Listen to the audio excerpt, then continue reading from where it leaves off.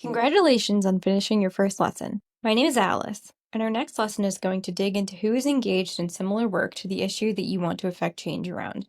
In the first lesson, we asked you to conduct some research on who is already doing work and what efforts currently exist around your issue. We'll build on that further in this lesson. There are a lot of benefits to joining an existing effort. First, it connects you with leaders that are already in the space. It also connects you with groups, individuals, neighbors, community organizers, and leaders who already care about your community or the same issue. That's a natural engaged base for future campaigns or advocacy efforts. So having a better sense of who those folks are will help you understand who to connect with first. It's hard starting something from scratch. This will help you save time and resources by plugging into efforts that already exist versus trying to create brand new things that are potentially competing with folks who are already doing this work.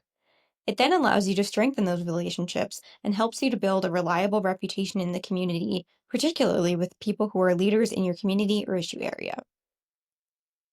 So where should you even start to look for who these folks might be in your community? Local leaders are your best place to start. They can include elected officials like city council members, school board members, or state legislators who are doing work and are already championing the potential issue or issues that you want to be working on. They could include community leaders who are advocating on behalf of communities where you live. They could be faith community leaders, constituency community leaders, folks in the Black community, Latino community, LGBTQ plus community, etc. They will help you to get a lay of the land and hopefully point you to opportunities on how to initially get involved. Next, you want to look at what types of organizations advocate or fight on behalf of your communities and towards the goals you're trying to achieve.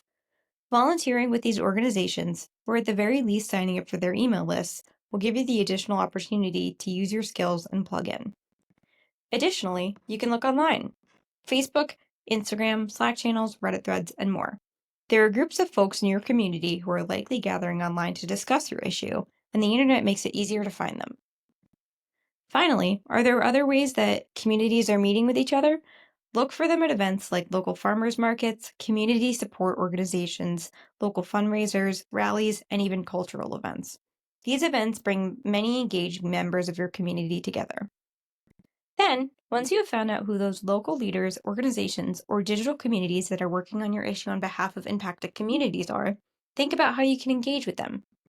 Research events that they're having or hosting that you could attend. Follow their work on social media. Sign up for their email lists. Find wherever they are distributing the information about how you could potentially get involved. Go ahead and connect with those folks. Is there an email for someone you could reach out to? Is there a sign up for a volunteer event that you could help out with? Are they going to be tabling at your local Saturday farmers market and there's somebody there who you could communicate with or build a relationship with? Plan out how you can connect with those folks who are doing this work in your community. Then, once you've built those relationships, look for opportunities for leadership that you could potentially step into. Are there particular programs or projects that an organization or community group is working on that you have a skill set you could leverage to support their work with? Are there other volunteer activities that need supervisors? Are they running volunteer canvassing, or are they running volunteer phone banks?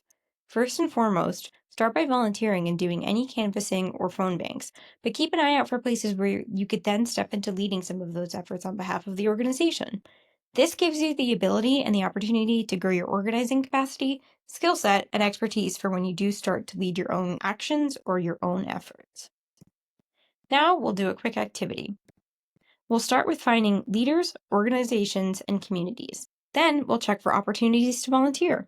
So we want you to pause this video for the next couple of minutes and really think, search for, and make a list of these organizations, leaders, and communities that you might be able to get involved with. When you're ready, push play and come back to us. Hopefully you were able to find some really good local leaders, organizations, and communities to connect with and were able to make that list. Now, recapping here, campaigns are a team sport, and you really do need to find your teammates. Those teammates hopefully already exist in your local areas. You just need to find them. You can find your homework for the lesson below.